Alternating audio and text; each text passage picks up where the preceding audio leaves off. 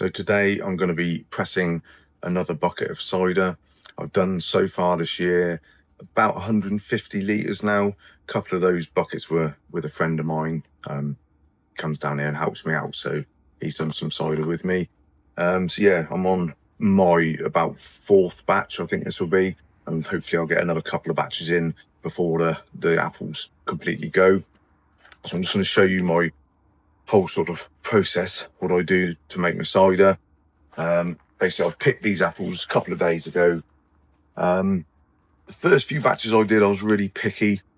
Wasn't putting anything with any marks on at all, but I've done a lot more research, watched a lot of videos, and a lot of the old timers that you see in these old videos, they're putting in all sorts of mushy, rotten things. You know, I think perhaps I was being a little bit over the top, so I'm not putting in anything that has any big brown patches, but bruises and little sort of, let's say, like that one. Something's had a little bite of that. I'm not too worried. But yeah, bruises and things, not going to worry about that at all. So what I've got here is, this is a bucket of cider apples, which me and my wife picked from our Yarlington Mill cider apple trees a couple of days ago. What I'm doing now is I'm only picking the ones that have fallen. The first couple of batches I did, I was picking them off the trees. It was a little early, but there's so many apples on you, it's going to take me quite a few batches to get through what I had. So I've been doing a batch about every 2 weeks for the last sort of 8 weeks, really. What I do is I try to mix half cider apples with cookers and eaters. So I have 4 cider apple trees, and then I have various eaters and cookers. Mainly a big Bramley is the main supplier of the cooking apples, and then various eating apples. And I try to mix half ciders with half a mix of cookers and eaters. So in this barrel here, this is the cookers and eaters, and in this barrel is mainly the cider apples, which are a bit smaller, and just some cookers there. Yeah, so these are the mixture of eating and cooking apples. They're the big Bramleys at the back there. I can't remember the names of some of these others, but there's 2 or 3 different types of eaters, and mainly Bramley cookers.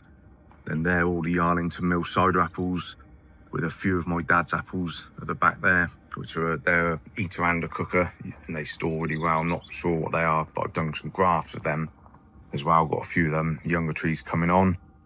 So what I do is I get the apples up into barrows, and then I bring down a 20-litre tank of water, give the apples a good wash off, just get off any dirt, bird poo, that sort of thing. Then I put the apples into there, the drain, and then from there straight into the scratter. So this scratter, and I'm glad I spent the extra money on this. It's all stainless steel on its own little frame. I decided to go for this over the sort of bucket top ones, just because it looked like it would be easier to use. And when I watched reviews, people say you have to kind of quarter the apples. Like some of those sort of bigger apples, you'd have to quarter them. This is actually brilliant. I'm so glad I got it. You can put in any apples, from little small ones like that, hard cider apples, to real big Bramleys. They just go in whole and it just chews them up. You just turn the handle and it just grates them against this side here. And they don't all fall out. You do have to kind of scrape them out with your hand sometimes. At every sort of couple of loads, you have to clear the wheel out. So that scraps them into this bucket. And then from there, this is my press. It's an 18-litre swing bar top press. And I've got this old, I think it's oak, I'm not 100% sure. I bought it from a farm sale for a tenner, this table, and I've had it knocking about. I've used it for various things. It had a beehive on it for a few years. It's been outside, I must have had it 10 years, and it's just absolutely solid. There's no rot in it or anything, so I think it must be oak, some sort of very hardwood anyway. But that fits perfectly on there, and I'll just put a screw in each foot, 2 front, 1 at the back, with a cordless drill. Just whack them in, and that holds that nice and tight on there. Like I say, that's 18-litre, and I have a press bag just to stop any bits and bobs coming out. And then all I do is put another press bag on top of my bucket, just to sort of filter it and stop any wasps or debris sort of going in there. Obviously leaves are falling out, anything from just falling in there whilst I'm actually filling the bucket. So that is my setup, and it has been on and off pouring with rain today, so I've set up the pop-up gazebo just to work under, and my wife's working from the cabin today. Now we've got our 5G router, she can work down here whilst I'm working. So yeah, that's the plan. I'll show you the process as I go, and let's get apple pressing. So basically I'll just chuck a load of apples in the water, and again, I don't take too much care with this. After watching a lot of videos of these sort of old timers doing it, they do give them a wash, but I'm not going to worry about it too much like these modern places where you see them all get washed and dried. So since I've picked them, that is new. It's obviously had a mark in it and it's now gone rotten, so I won't use that one. So anything that's gone too really brown I won't use, but I'm not worried about just dents, sort of bruises like that. Not going to worry about them. So to try and keep the leaves out, and just put a mix of apples in. Like I say, cookers, eaters, ciders, big and small, it doesn't matter. And then all I do, like I say, I'll just, anything that's obvious, I'll give them a good wipe off. But to be honest, they're all pretty clean, so I'll just give them a swill like that. And just check them as I'm moving them, make sure there's nothing too obvious. And then these just sort of drip dry a bit into the bottom of the bucket, and it's gone a bit brown. And then it just, most of the water falls off into the bottom of the bucket, and then once I've scratted that bucket, I'll tip the water back into here. And 20 litres of clean tap water, walk down in the jug, is enough to do a couple of buckets worth of juice. So probably about 3 barrows of apples before it really needs changing and cleaning, clean water.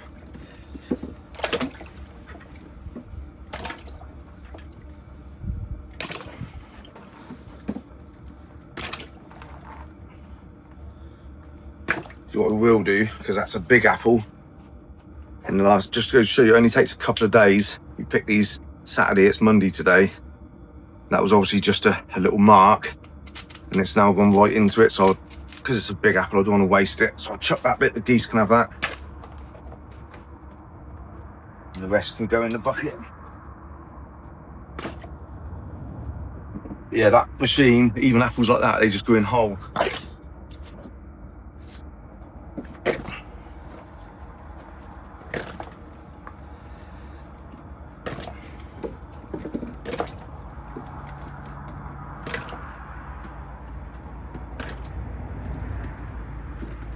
Some of these bramblers in, so I'm not too worried.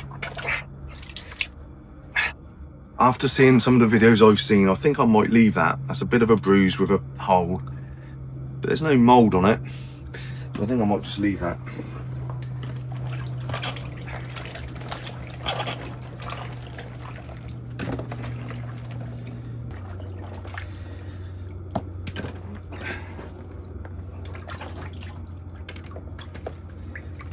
Right, so that'll do to get started. I'll show you how the scratter works now. So basically I've just bought 2 new trugs. Already had this one for washing, one for the drip drying of the apples. I'm not worried about a little bit of water on them. And then this one is just for collecting the scratted apple. Like I say, this is what I love about this, is just being able to just chuck these in, all sizes just mixed in together. And then I've just got this little board. This is what I pack my compost down with in my seed trays. So it's now been converted into just helping me to press down on the apples. It just helps to get them through the scratter a bit quicker. So just need to position it over there, and then it's just a case of just grating them.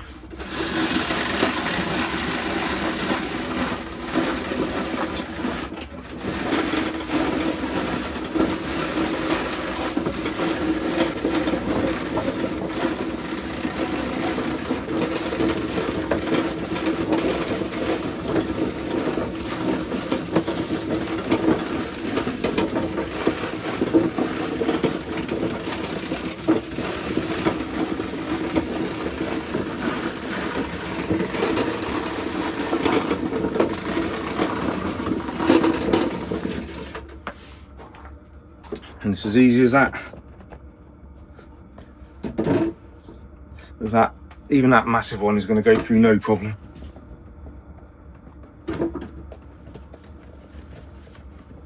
So this was about twice the price of the sort of bucket top ones, but just being able to do this, especially like today when I'm doing it on my own, it just speeds it right up.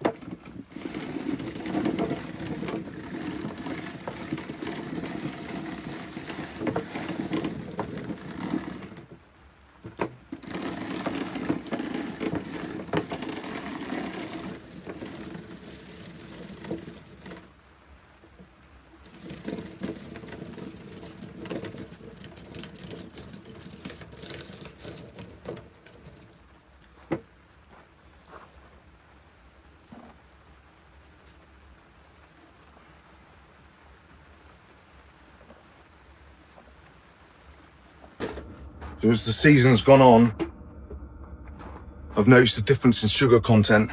To begin with, they were quite firm when I was just picking off the trees. The cider turned out fine.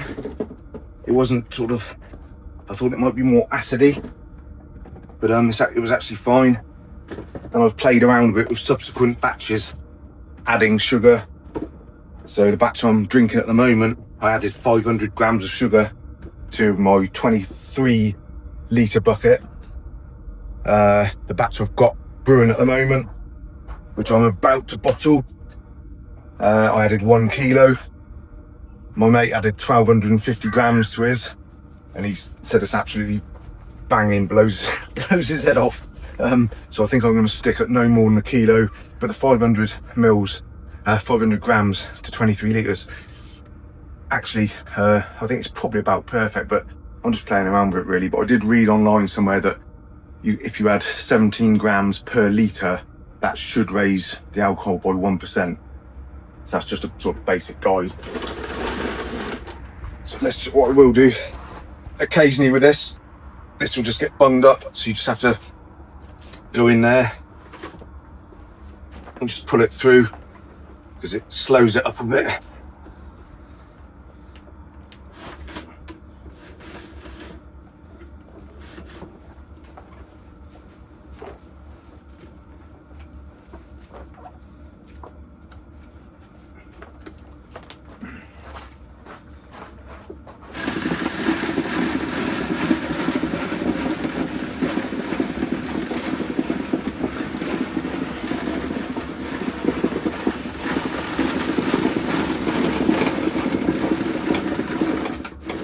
So I'll carry on and get enough for a press, and then I'll show you how the press works. So that should be enough for one press. Good thing with this table is I've got enough space for me to put the bucket on, so I can just load straight in. I'll just load it in right to the top,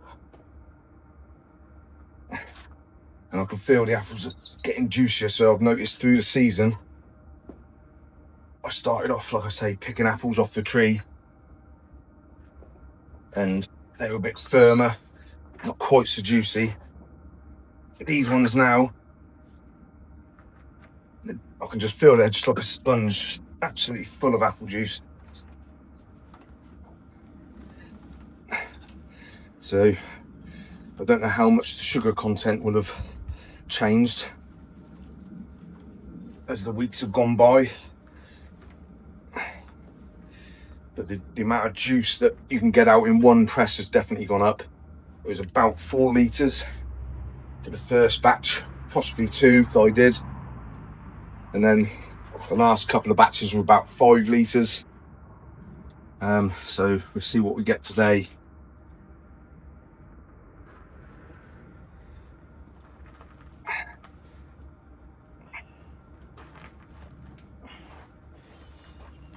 Back up a little bit.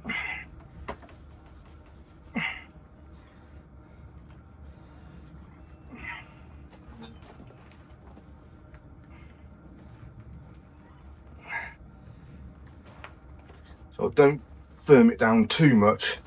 I just kind of pack it sort of hand tight.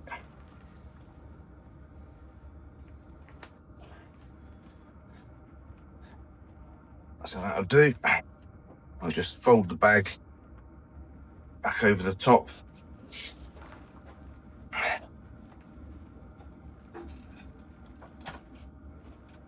Swing the arm around and just do the wing up. Couple of little bits there. And just sort of centre the basket and bring the press plate down.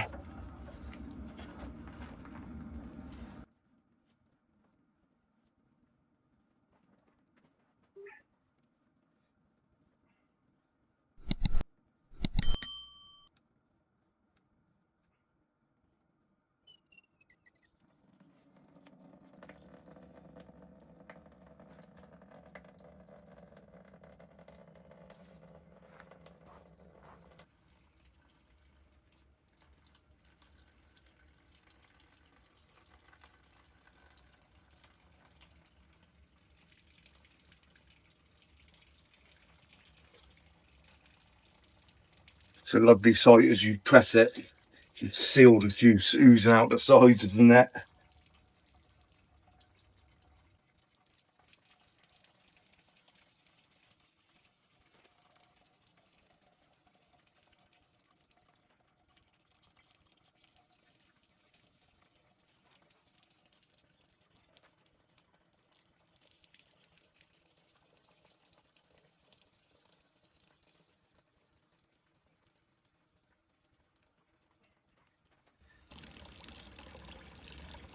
So we're just coming up to about just under 4 litres. There should be another 5 litre press at least, hopefully.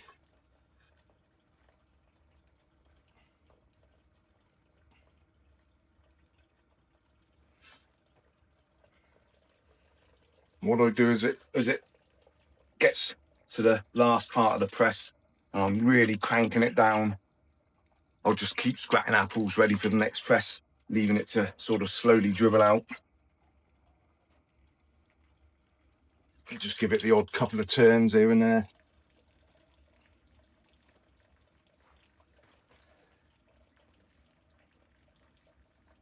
So almost hitting 1 gallon now.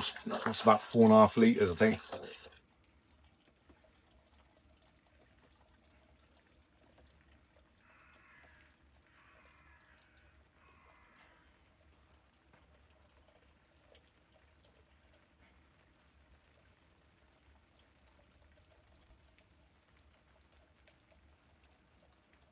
So I'm going to scratch some more apples and I'll just give this a few more turns and let it slowly finish off dribbling out.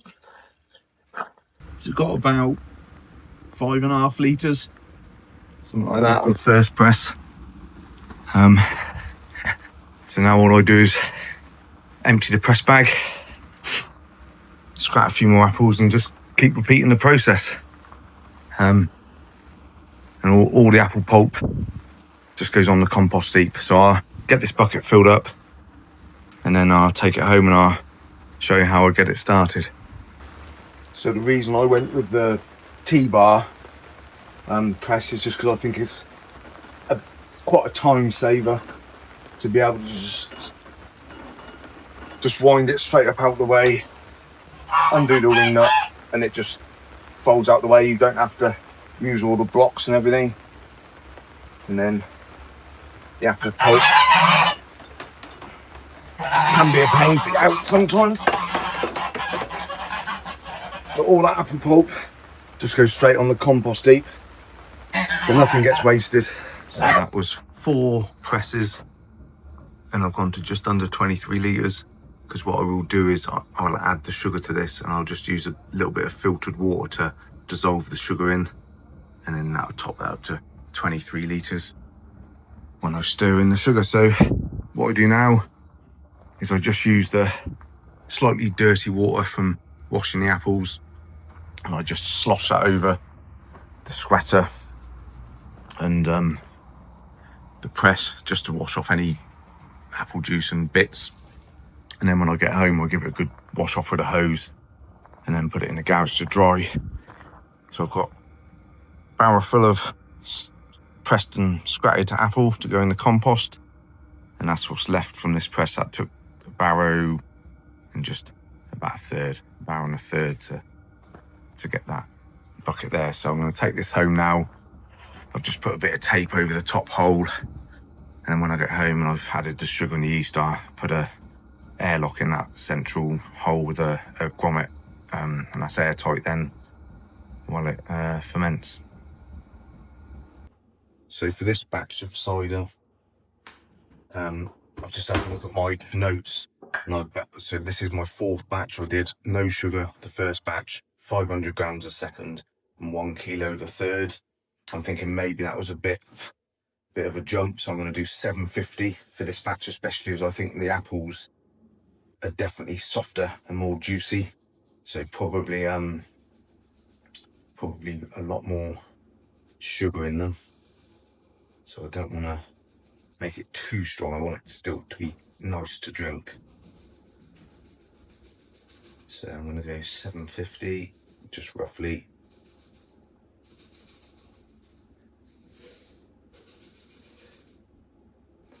Wow, spot on. And then I've just got some filtered water. I've got a countertop filter on my tap. That just filters it. I've just boiled it. I'm just putting enough just to be able to dissolve the sugar. Just over a very low heat. I'm not going to boil it. I'm just going to keep stirring it until it's dissolved, and then I'll let it cool a little bit, and then I'll add the yeast nutrient.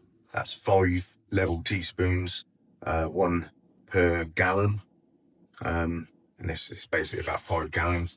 So 5 of those, and now I'm going to put 10 grams of my craft cider yeast in there.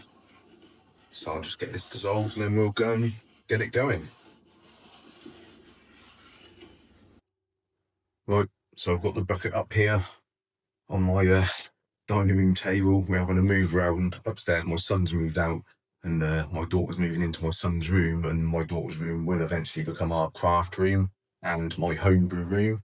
But for now, I'm just up sort of trying to, as best I can, get everything going on the dining room table. So I've done my 750 grams of sugar with some filtered water, and I've added the yeast nutrient, 5 level teaspoons, because it will be 5 gallons by the time I put this in, and I'll let that cool. It doesn't matter, it's still a bit warm. There's not enough of it to increase the temperature any amount. I'll just get a bit of the apple juice in there to swirl that about. Still a few grains in there, but it's pretty much dissolved. So that is the sugar and the yeast nutrient. Put that down. Now I'll just give that a stir, just to stir that in.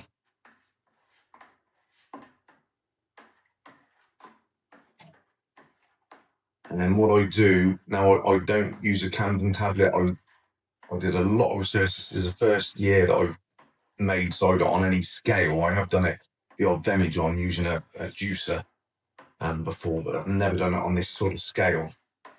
And I just wanted to make sure I got a product that was what I wanted. So with my wines, I obviously do use a Camden tablet, I think, because they're going to go in for long storage.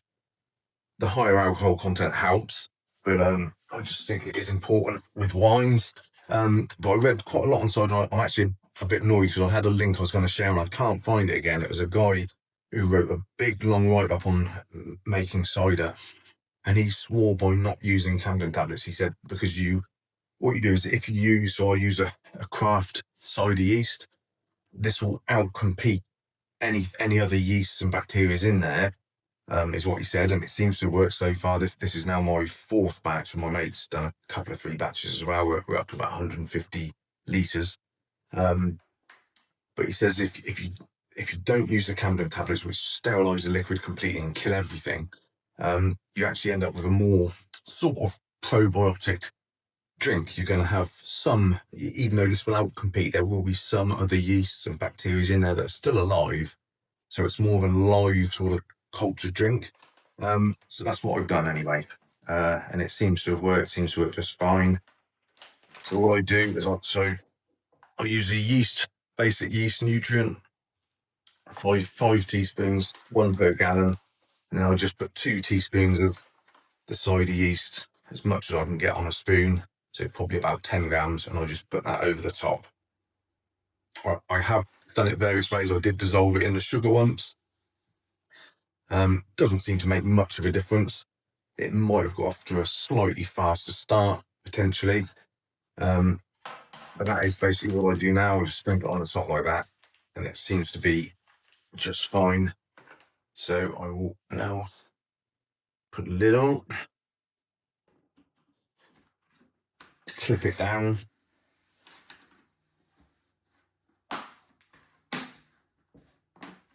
All the way round.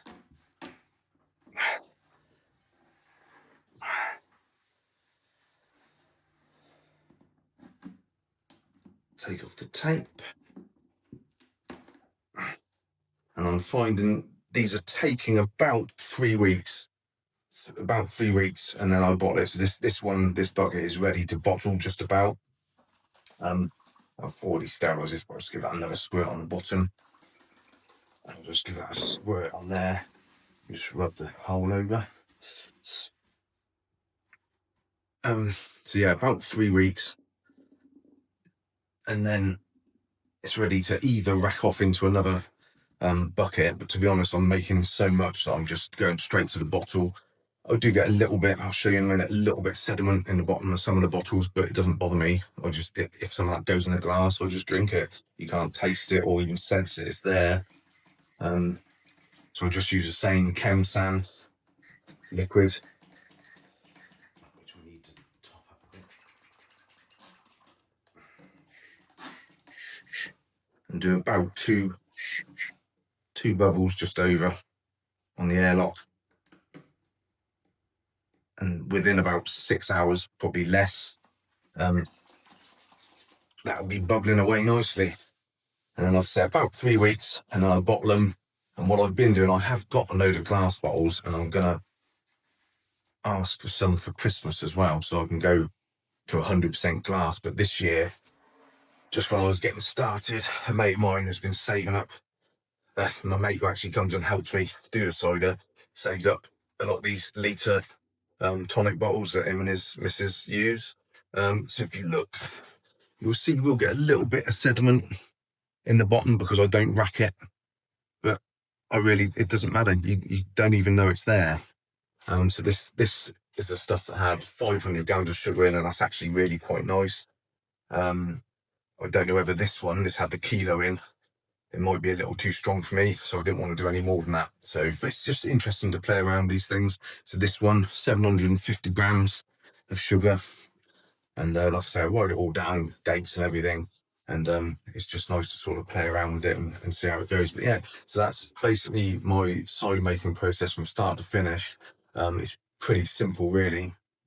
Not a lot to it. These buckets are really cheap. I think they were from a company called Brew to Bottle.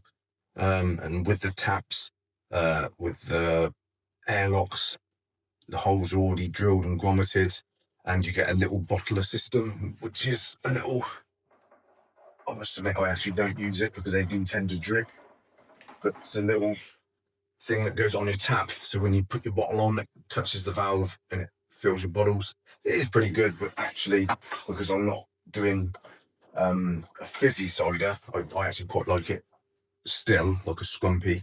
I can just use a tap and just do it straight into the bottles that way. All I do is, there's always a tiny bit of sediment, so I do about a third of a bottle off, tip that down the sink because that's got quite a lot of sediment in, and then the rest of the bottles all turn out like that. This last batch, which was the 500 grams of sugar, I did actually have a litre of apple juice left from this pressing that I did for this bucket. So I did top it up with a litre of apple juice as I bottled it. So that is very slightly carbonated, only a touch, because it was just a litre of apple juice. But you can carbonate it by putting like 10 grams per litre of sugar, and that'll give you a more fizzy cider. That's what my mate has done. That'll give you a much fizzier cider. Like I say, I actually quite like it flat. And one thing I have found, because I actually stopped drinking cider quite a few years ago, because it gave me really bad acid indigestion. And I love cider, but doing it I don't know if it's just because I'm not adding the Camden tablets, which is like sulfites or sulfates or whatever it is. I'm not putting any other chemicals in it. I can drink a couple of bottles of this and I don't get any acid indigestion at all. So I think this is, for me anyway, is the way forward.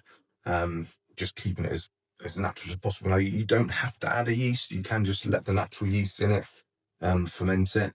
And I may well try that as well one day. But I just think if you can just add a yeast that will just outcompete anything else, then you know it's going to make a more sort of perhaps stable product across many batches. It's probably going to be a more consistent product. So that's all I do is I just add the yeast and a bit of yeast nutrient, and that's it. Just leave it to it about 3 weeks time, and it'll be ready to bottle. Anyway, that's cider making, guys.